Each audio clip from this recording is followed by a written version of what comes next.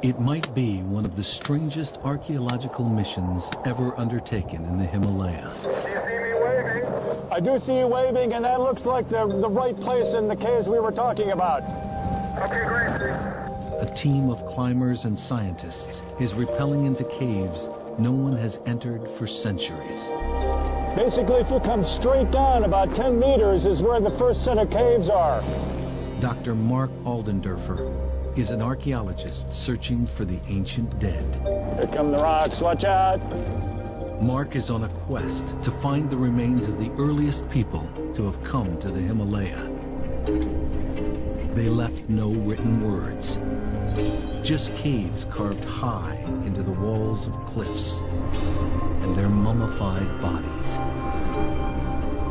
Mark isn't a climber, so he has to rely on experts to access the extreme burials.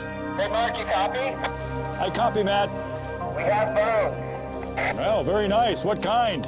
Part of a vertebra, a scapula. And it looks like the sacrum lower back. Excellent, very good. Keep us posted. Searching here for ancient bones means they're humbled by wind, altitude, and climbing conditions that threaten their lives. Watch the children.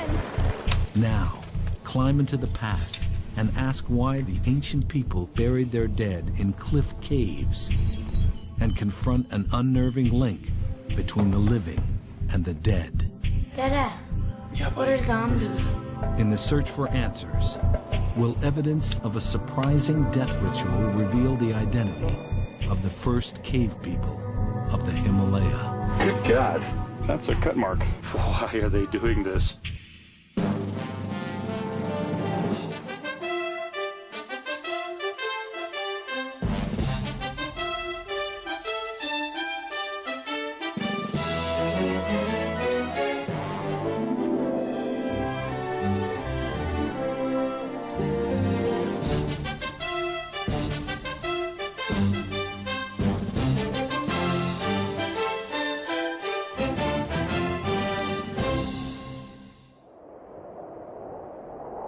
Funding for this program was provided by. Explore new worlds and new ideas through programs like this. Made available for everyone through contributions to your PBS station from viewers like you. Thank you.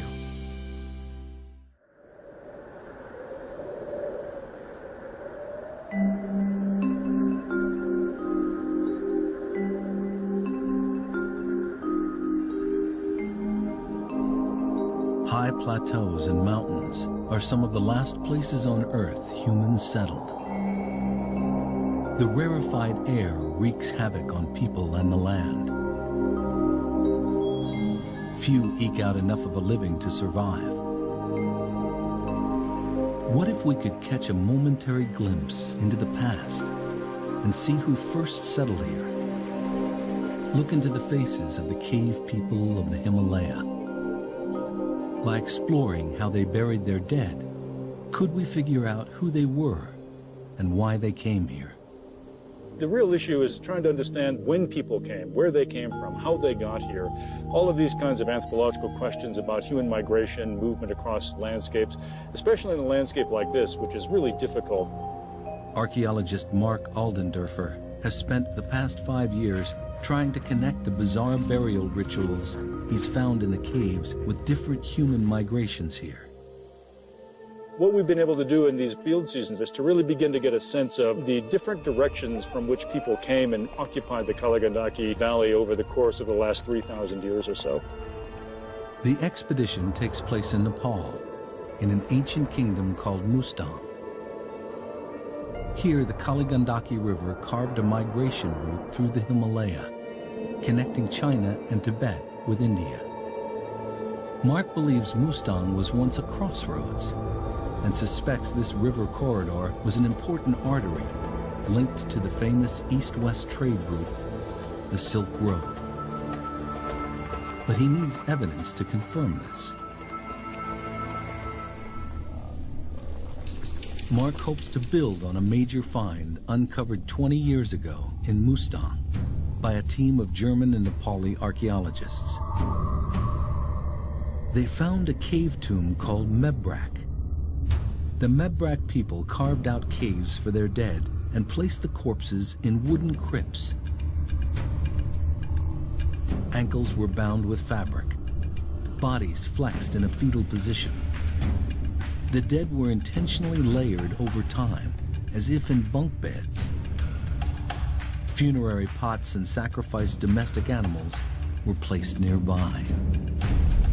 The mummified remains were dated to between 400 BC and 50 AD. Where did these people come from? And were they the first to settle here?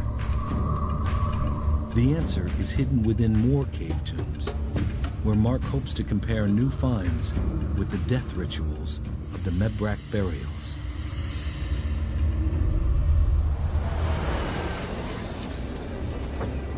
All expeditions in Nepal begin in Kathmandu, where Mark has an opportunity to look at the Mebrak mummies that are stored here. Now the mysteries of the past are revealed. For the first time in 20 years, the Mebrak mummy collection is reopened. Mark has invited Dr. Jacqueline Ng, a bioarchaeologist, to conduct forensics on the bones. Well, you got some teeth here. Excited? Couple of teeth and an ear too. Look, they cut for sampling. Oh yeah, they did do some sampling.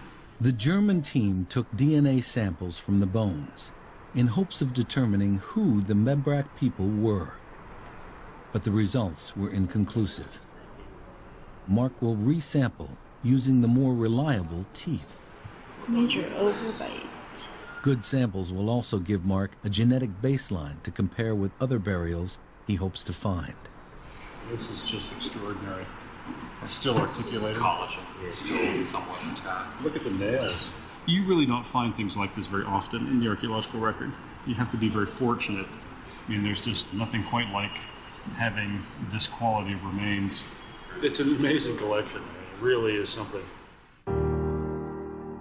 Mark believes this collection of naturally mummified corpses is one among many others still buried up in Mustang. In all, 42 individuals were exhumed from the site, and 3 were children under the age of 6. This one was a neonate, less than 6 months old.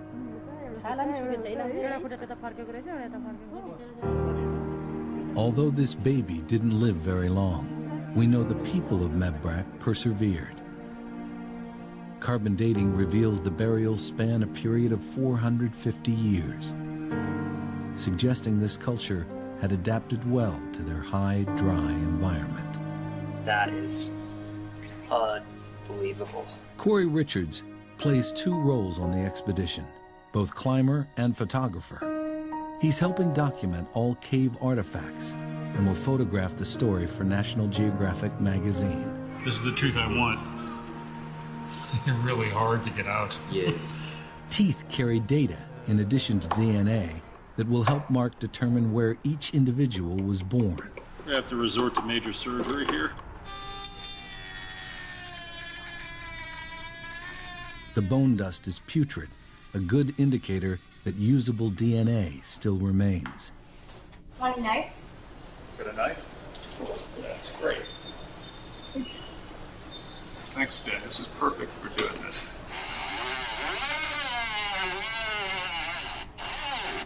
You're cutting the tooth, Yeah, right? I know, but I had to do it to get it out in this case. Yeah, I did. So that's RM2. Mark's objective, find more burials, especially teeth. They're up there, buried somewhere, deep in the caves of Mustang. The expedition is headed to the hinterlands, cave territory the team has never explored. Porters will carry 65-pound loads, while pack horses take on double. The loads are a mix of climbing gear, camping equipment, food, and film cases.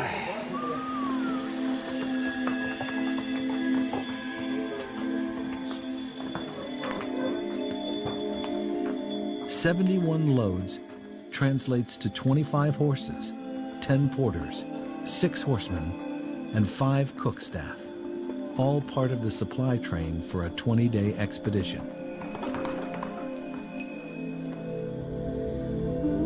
A journey through Nepal's Kali Gandaki Valley can be epic, but for some people, it's a way of life. The expedition is led by 7-time Everest climber and National Geographic grantee, Pete Athens, and will be documented by his wife, filmmaker Liesl Clark. Their children have spent a good part of their lives here, schooled on the trail. Step on. This is the new trekking style. Big wall climber Matt Siegel also entertains the younger expedition members. From an airstrip at 8,000 feet, the team has journeyed north up the Kali Gandaki River. En route, they'll pass some 50 cave systems they've explored on previous expeditions. Destination? The northernmost village of Mustang, called Samzong, at 14,000 feet. Jackie. Just before reaching the village, 7-year-old Finn finds bones scattered along the river. Definitely not human. Yeah, cow. Yeah, it's a right cow femur. Sharp eye, those kids of yours. Next comes a clue that they've come to the right place. Finn found this humerus of a human. You can see it's a proximal humerus on the right. Don't know what context this comes from. Maybe washed down from somewhere. They're told they're the first foreigners to camp in the village. Most of the men are away, treating their goats at the border with Tibet. The team is given permission to explore a set of shallow caves just above where Finn found the human arm bone. Jackie and Mark's Nepali counterpart, archaeologist Mohan Singh Lama, find several bones just below the caves. These bones are inside the caves. Later, when the caves collapsed, all these antiquities or bones came down in the reach of the river. This is the fibula, which is the side bone, right rib. Here's an adult 4th metacarpal, which is part of the palm. At least 3 individuals. The way I can tell that is that you see 2 adult left femora, the thigh bone, so there's 2 adults at least, and then a juvenile left. So that makes at least 2 adults and then 1 juvenile. At the base of the cliff sits a huge slab with remnants of caves that recently collapsed. Countless bones and artifacts could be crushed underneath. As Jackie and Mohan start piecing together individuals, it's obvious exploring the eroding caves is urgent. The climbers place anchors above the caves to safely access them, top down. The climbing conditions were particularly loose, so we were driving our big rebar pitons just directly into the sides of the cliff. We set them up really far apart because we're never really sure if a whole block 50 feet tall isn't just going to collapse and roll over the cliff face. With the remains of 3 individuals recovered below, the hope is that there's still something left of what could be a burial tomb. I have 1 human skull. At least 1 skull is still lodged above. The team's permit doesn't allow for traditional excavation. They're conducting what's called rescue archaeology, recovering only what's on the surface.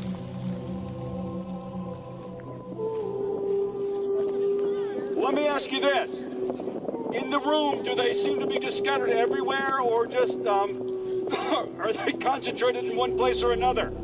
He's always talking to me about context. I need context for where you find things, how you find things, what they look like. So the first thing I do is I start taking pictures and rotating the camera incrementally in a 360. This is the visual record of exactly how we found it. Whether it's been disturbed or not before us, we don't know. But this is how we found it. We've wrapped into 2 chambers that are connected that have what appear to be human remains, animal as well, and some wood remains. The wood is the first significant link to the mummy caves of Mebrak. It could have been used for similar style burial bunk beds. In Mebrak, hand-hewn wooden boxes were fashioned as coffins. The wood here suggests that the Samzong people may have followed the same tradition. Corey, can you do a rough and ready sketch map of where you see things? What we've done effectively is to divide this whole crypt here into 3 separate parts. What we want to do is to quickly draw, label, and then number, and then get them down to the scientists. But most importantly, if we don't capture the context, we lose a lot of information. Keep your eyes open for the bunk beds that they were hanging out on. Another clue emerges that seems to link the Samzong to the Mebrak people. Domestic animals were sacrificed to accompany the humans in the afterlife. 4 animals' skulls and 1 human skull. It's just very, very disorganized up here. Like piles of bones and material all over the place. It's just been kind of imploding on itself. We're just sending down the human remains, but we also have piles of animal bones, mostly goat. Excellent!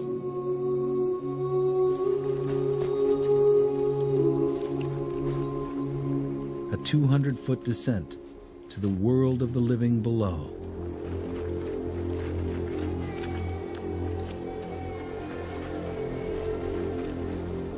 Everyone, it seems, has a stake in the remains. Most important for Mark are the teeth. The first skull, toothless. There's a little tooth fragment in there. Oh, well. Yeah. Jackie assembles the bones anatomically, trying to puzzle together complete people to get an accurate count. So here's the parietal, occipital. So like this part, the skull. Here's the face.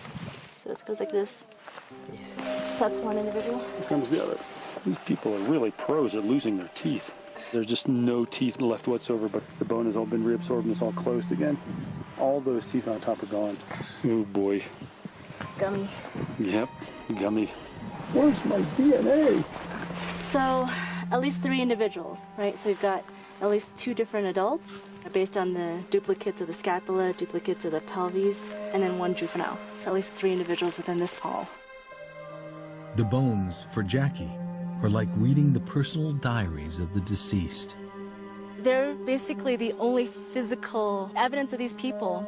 They're recording the history of these peoples in terms of the diseases they survived, the fractures that they might have had earlier in life, the types of food they were eating. Everything that they experienced in life kind of gets recorded onto their skeletal structure because it was trying to adapt to that particular time in history. Finally, for Mark, the promise of viable DNA. Oh, more teeth. Okay, score. I'm very happy to see that there's a tooth in this individual. Hasn't lost all of his teeth yet. The best part of it all, and the most exciting part, is that yes, the cave tombs had human remains, and yes, they have the right kind of material for us to extract the DNA, human teeth. And so this is an integral part of the project that we're trying to develop here. By getting those teeth, it's going to really begin to help us understand who these people are and where they came from and when that all happened. Archaeologists also look for exceptional stories written onto bones. The skull is intact, except there's a large piece missing, and you've got these fractures coming away from that spot. It's quite curious. It looks like it could be a bash and then radiating fracture. That's kind of what I was thinking, is that the person might have been hit in the head with something very hard. Yes. Yeah, it's possible. Bone fractures could be evidence of violence in the culture, or confirmation that because of rockfall, this is a perilous place to live.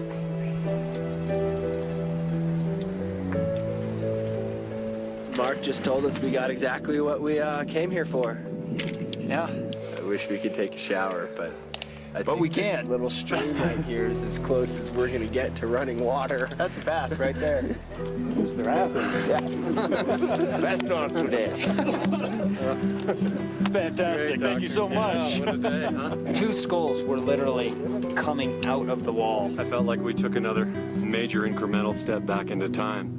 Amazing day. The really brownish one, Oh, yeah. I just saw the top of it and sort of brushed around it, and it has teeth, and it only has one sort of hole in the side here, but it's Well, you know what? totally We have some interesting thoughts about that. It looks like we think maybe that person got smacked in the head. Oh, yeah. Because there's a radial fracture that comes right away from the suture, and the suture is detached as well. That might be a blow.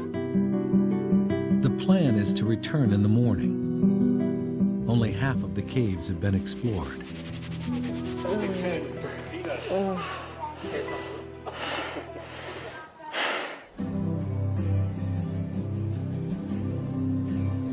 Jackie needs a large field lab to lay out the Samsung bones in discrete piles according to which cave they came from. I'm just setting them up in this dome tent with gaffer tape separating the different piles that we collected. Then so that within each wedge of the pie, I'll try to determine the number of individuals within each. Once I've got it established, I can begin basic demographic information, age, sex, then later even more in-depth data that can tell us about the health of the people living there.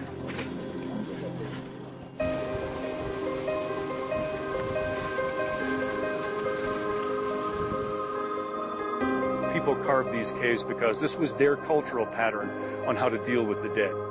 This is how they see placing people into the afterlife. You know, we Westerners often put ourselves in cemeteries.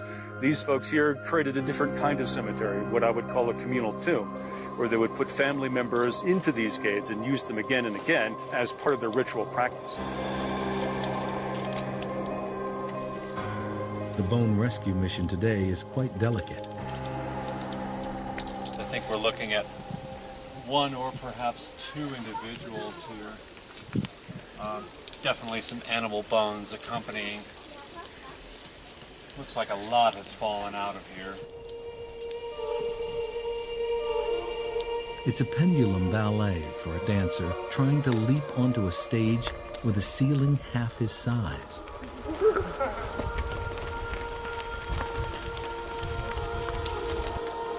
Whether by looting or erosion, the material culture is long gone from this cave.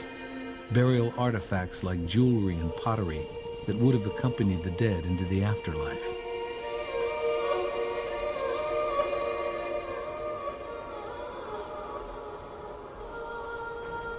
After 2 days of rescue archaeology, the team recovered remains from a minimum of 27 individuals.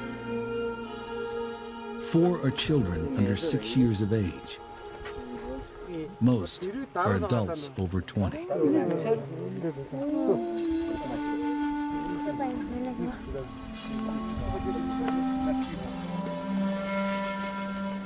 We found 8 or so individuals in the very shallow cave. I can't even say they would have lasted this monsoon. I don't know if they, after a month or 2 in a heavy rainstorm, wouldn't have washed into the river. Here's the one in the skull that's been grinning at us all this time. A lot of these have that fracture in there. I wonder if that's just, you know, something had fallen on them when the cave collapsed. Jackie found that 3 out of the 12 crania recovered had fractures. Walked through the village. Each had suffered blunt force trauma that healed in life. 2 out of the 3 were women.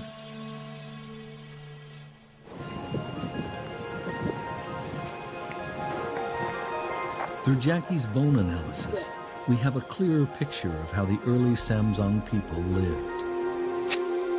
Little about their agrarian life has likely changed in the hundreds of years that have passed. Their ground-down teeth suggest they had a lot of grit in their diet, probably grain-based, like today, where the staple crops are wheat, barley, and buckwheat. After cleaning and scrutinizing each bone, Jackie detects a disturbing detail. So I hear you have some interesting discoveries to relate. I noticed this from like the very first haul bag. There's a couple of... Good God. That's a cut mark. Yeah, so there's two right here.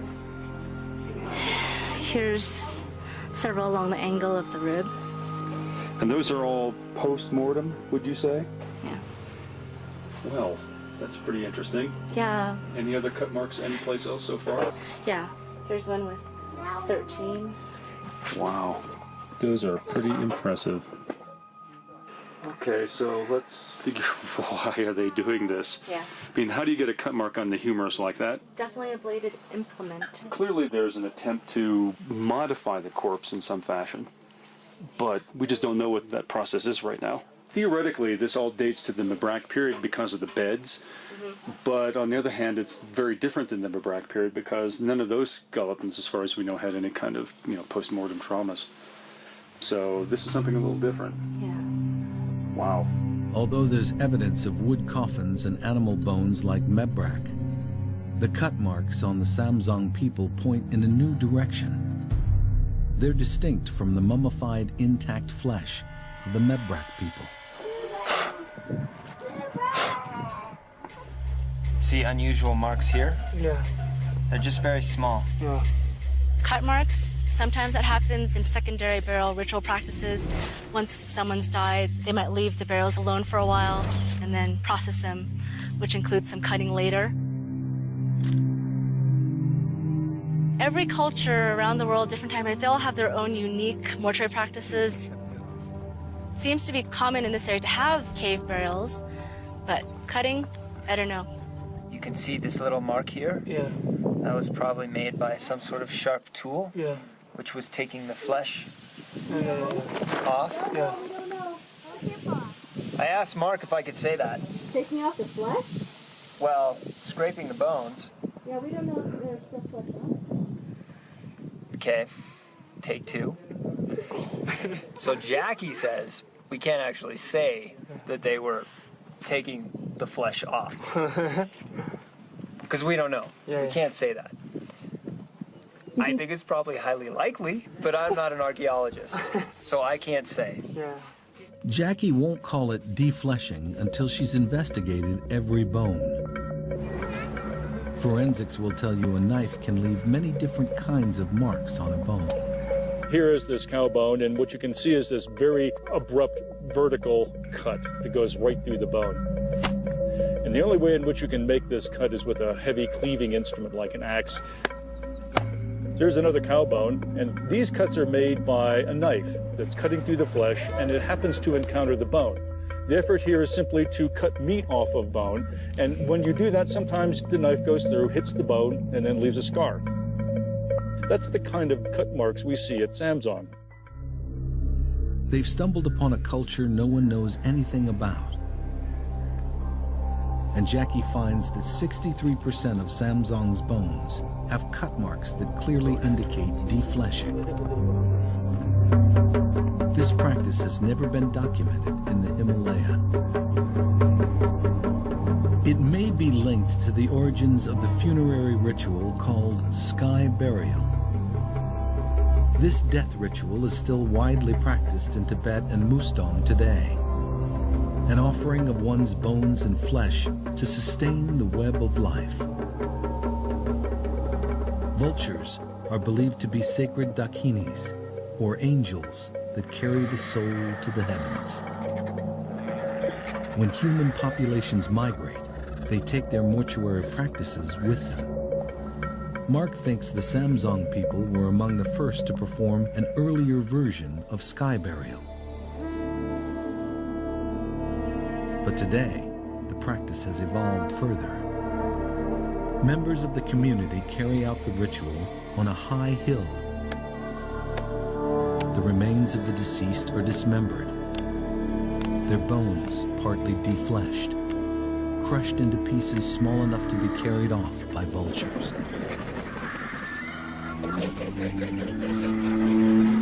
The earliest recorded account of sky burial is from the 8th century. But carbon dating shows that the Samzong people may have been practicing some rudimentary form of it 300 years earlier. It's similar, but not quite like today's sky burial, where all that remains of the dead are a few shards of bone, along with the haunting marks of charnel tools on stone.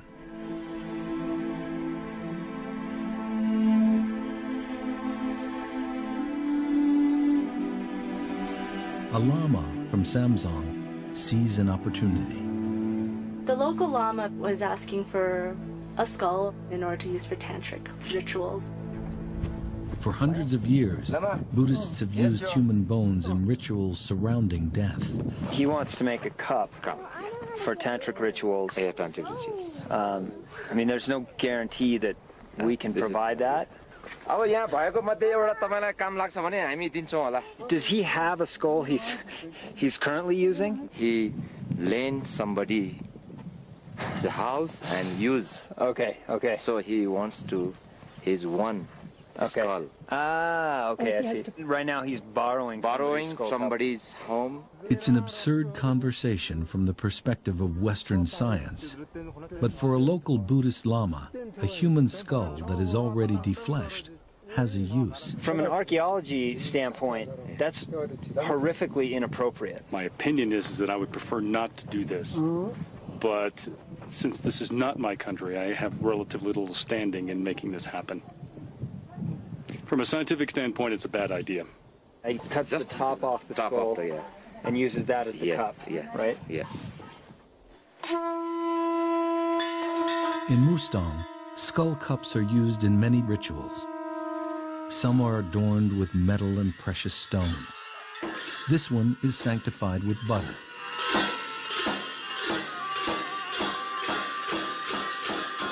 Bones can carry power, and the skull of someone who died a violent death is considered more powerful due to the restless spirit of the previous owner.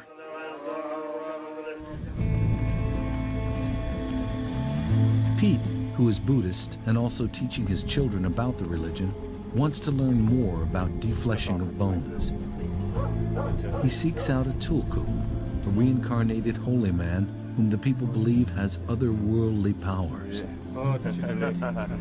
The tulku uses human bones in ritual. He may know of past rites involving defleshing. The practice is performed today on human thigh bones. They're used in a ritual called chud to settle a wandering spirit, or as the locals call it, a zombie. As I mentioned it before, like about zombies, there used to be zombies. Zombies, yes. He's saying that's why there's this squat mark, because they're Dada. cutting all the joints into different... Yeah, What are zombies? They're like restless spirits that haven't been reincarnated. They're like in a place called purgatory, where they haven't been reincarnated into another life form. Oh, where do they live? They just live amongst us. Like but you'd in never the see them. Skompa? Yeah. Not so much in the Skompa, but they just live amongst us. We'd never see them because they don't have a body. And the purpose of the chud is the offering of one's body with compassion to these restless spirits. Chud ritual uses a horn made from a human thigh bone. Often performed before a sky burial, chud ritual is a metaphysical offering of a lama's flesh to the unsettled spirits of someone who has died suddenly. The practice brings the demons under control.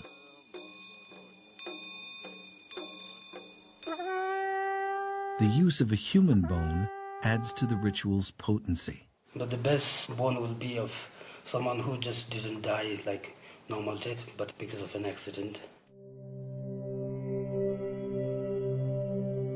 The passing of a human life to death and beyond is a transition every culture interprets for its people. And whether there's a nexus between the living and the dead is a spiritual question debated for centuries.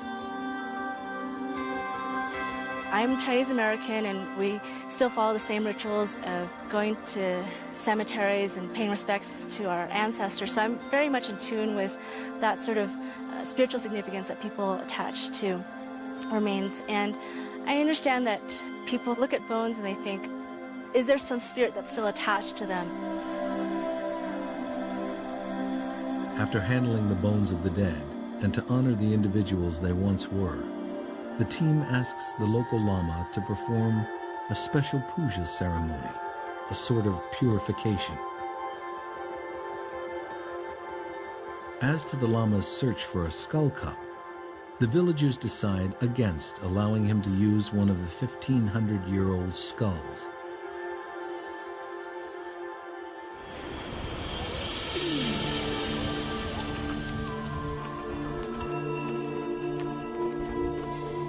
There's just enough time left this year to explore one more cave down valley.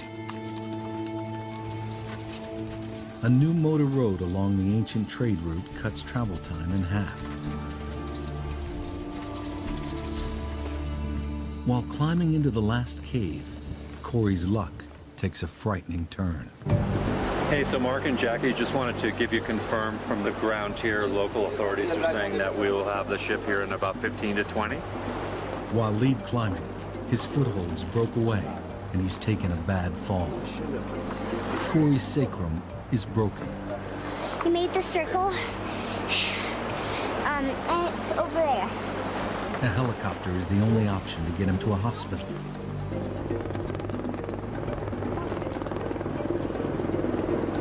Local police give clearance for the landing. Passport number. Passport number? It's over there. Pete has given an injection for the pain. The situation suddenly gets worse. The helicopter hits a power line. Live wires could be caught in the rotor. Out of the way. They have to find a place to step over the wires without getting electrocuted. The ordeal becomes surreal. Seriously injured climber, river water, electrical wires, Watch the children. No touching wire. even donkeys carrying fuel.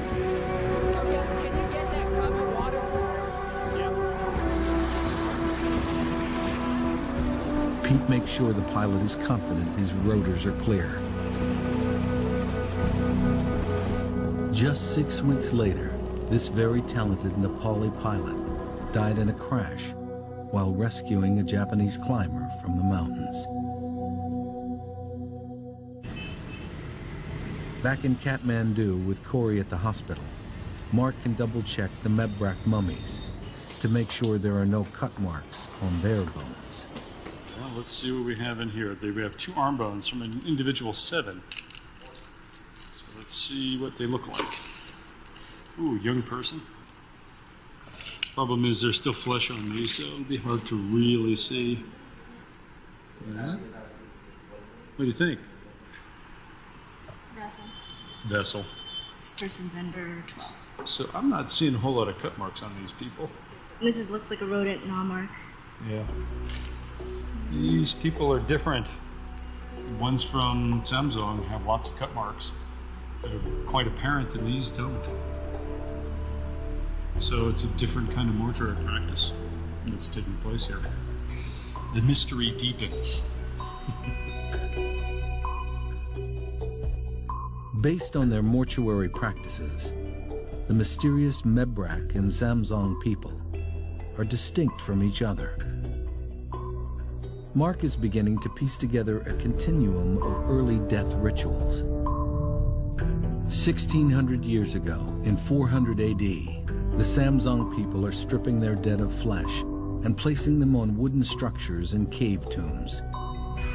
800 years before that, the Mebrak people are also burying their dead on wooden bunk bed-style cave graves, though their dead are fully fleshed. Other evidence emerges that suggests an even earlier people came here. Ceramics found in Mustang date from nearly 1,000 years before Mebrak. When he returns for a final year's research, Mark's hope is to find the earliest people's bones.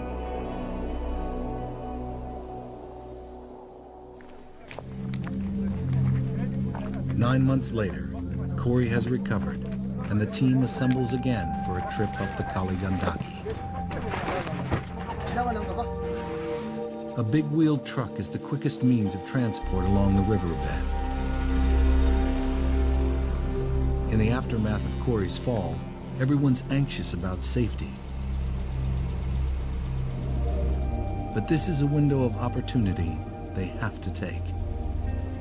To access the caves, they must cross the river that at any other time of the year would be impossible to forge. En route, Mark wants to take another look at the ceramic evidence of the mysterious people they're searching for. The pottery has been dated to 3,000 years ago in a style known as Chokopani. If he can find a burial with both these ceramics and bones, he will have found the remains of the earliest settlers.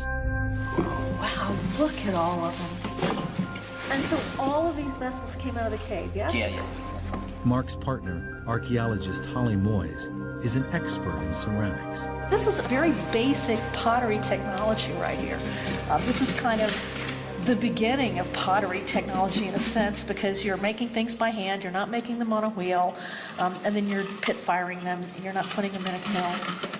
These things are perhaps especially for the dead to bring them into the graves when someone goes. And so, you know, they make these pots at that time.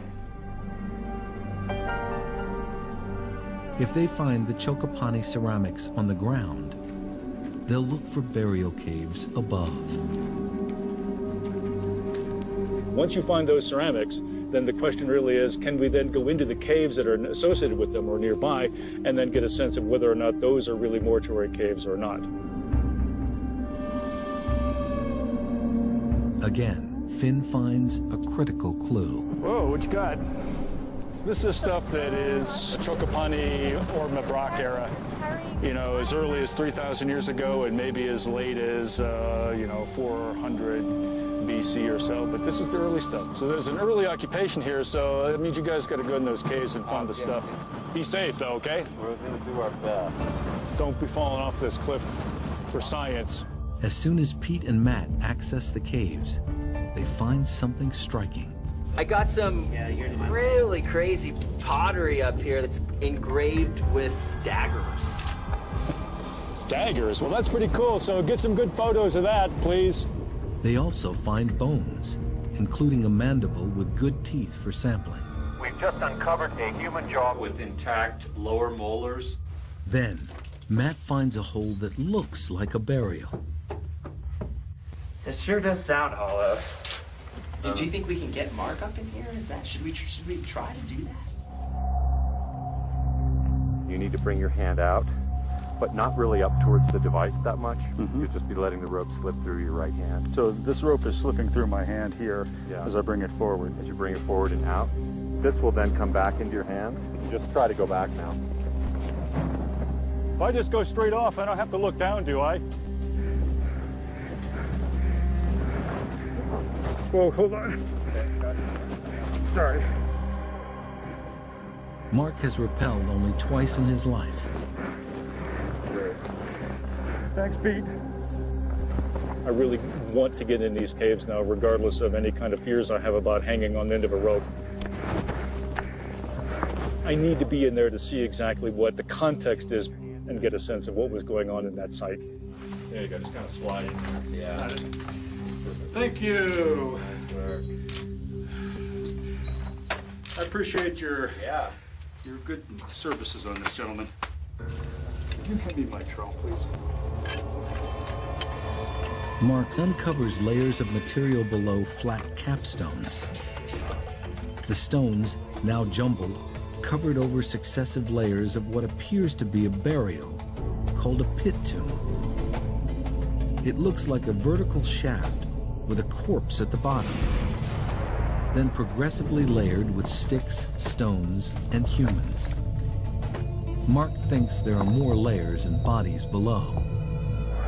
Mark has bones, but he doesn't have ceramics, and it looks like looters have plundered the burial.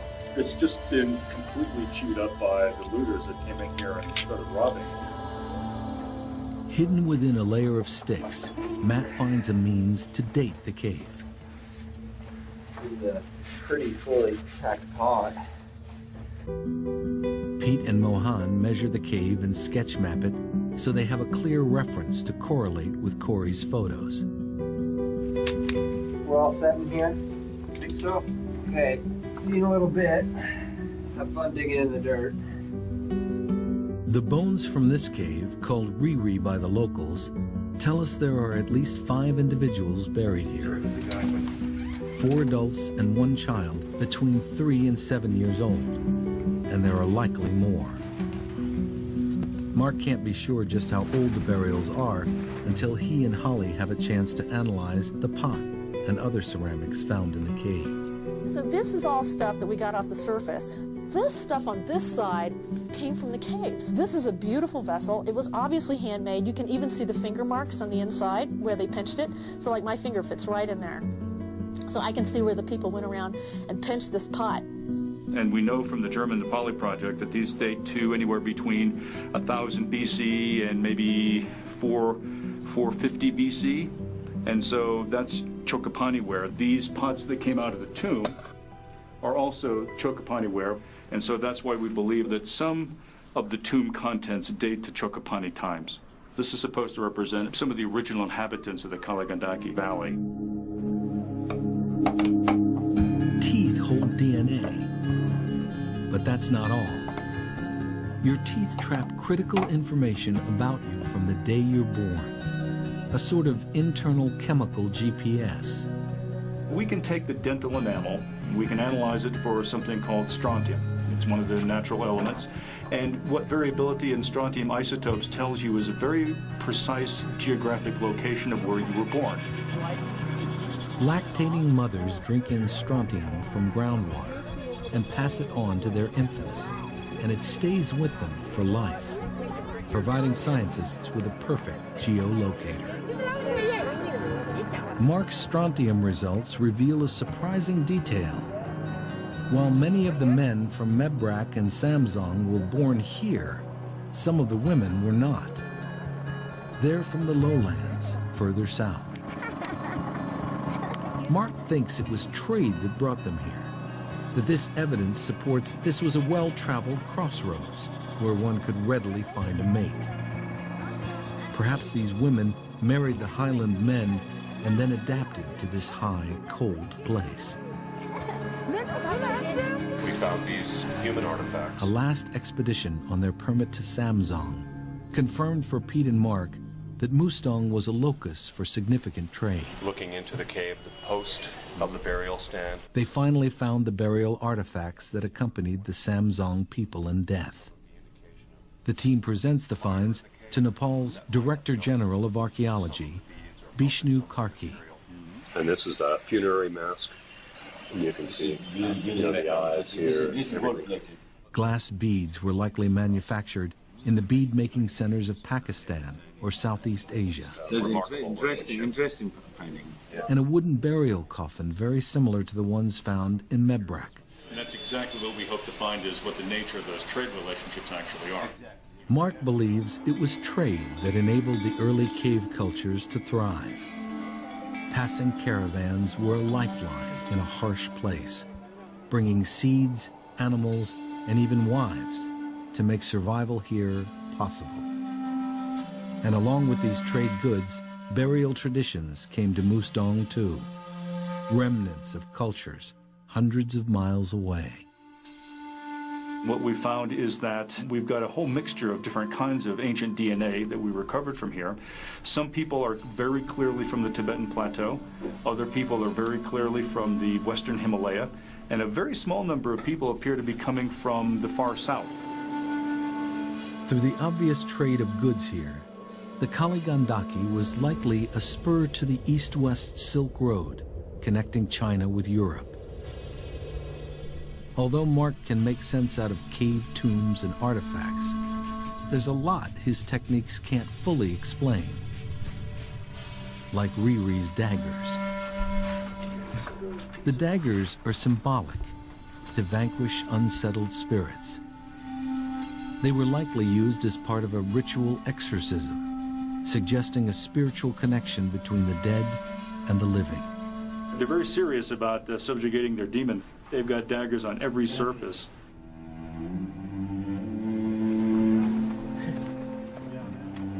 there's always one last cave. This one's the same cave system where Corey fell last year. There's 18 windows, and they're believed to be sacred texts in the caves. Whether that's true or not, we don't know. The team is given permission by the nearby villages to explore them once and for all. That's fine. I trust that. Pete will belay as Matt leads the climb. It's not that solid. Yeah, there's still going to be some mud.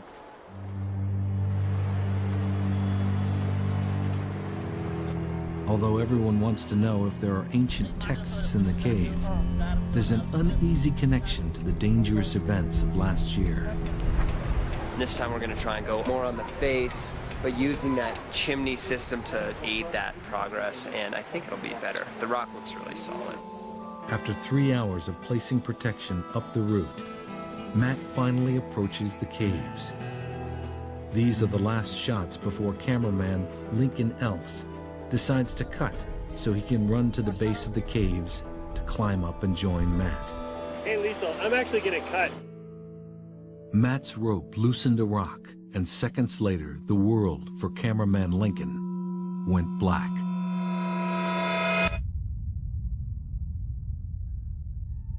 Pete and Corey held Lincoln in his agony, gloves holding the large crack to his head.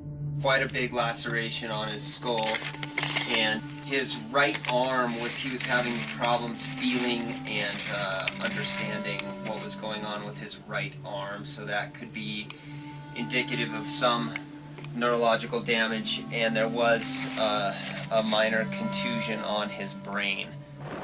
A helicopter extracted Lincoln from the same place Corey was rescued last year. Why is he going into surgery? Did they tell you? Okay, so they're prepping him for surgery. There's an odd sort of looking for bones and then breaking all these bones seems to be a little bit unnerving. The issue is there's a piece of bone that's floating right now in Basil's skull, and they want to go and remove it so that he doesn't have a problem with it later. Pete asks a lama to perform a puja ceremony. It's a sort of exorcism after he learns from the locals that there's a morbid history to this place. The story I've heard is about a woman who lived in the Chuksong area who was returning home very late, and she was struck by rockfall that came down the cliff. And she cried out in great pain and great anxiety many hours during the night. The people of Chuksong thought that they were the wails of coyotes rather than a human in distress, so they didn't answer the call. Some people believe that if you die in great pain, if you die in great anxiety in those places, that you become almost a prisoner of those places. You're captive to it and almost shackled to it. And it takes a great act of compassion to liberate a spirit from that place. They didn't know if Lincoln would survive his injuries, which he ultimately did. The locals felt the spirit, or zombie, of the Chuksong woman needed subjugation. Say what you will about superstition, but it's a nice feeling to know that if there are some sort of malign spirits in these caves, that we're sort of, taking care of that angle of things. The main purpose of going back up today is to be good patrons of this area. As far as climbing ethics go, you just don't leave gear hanging around. It's not only an ethical issue, but also, I think it poses a serious safety threat to locals, because who's to say that somebody wouldn't try to hand over hand up the rope and end up halfway up and not able to hold on.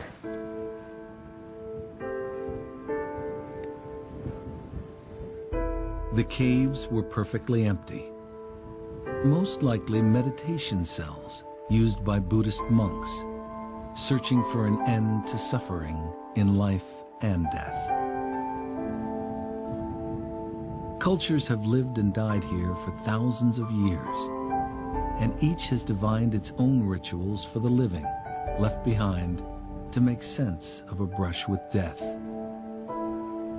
Scary stuff happened here yesterday, and scary stuff happened here last year, and so we're just kind of, I'm really trying to overcome that sort of irrational, illogical fear. The team will come back, but not without pause for reflection on what they've learned about not only the first people who came here, but those who remain, the unique burials of their dead, and their rituals surrounding the fragile relationship that exists between the living and the dead.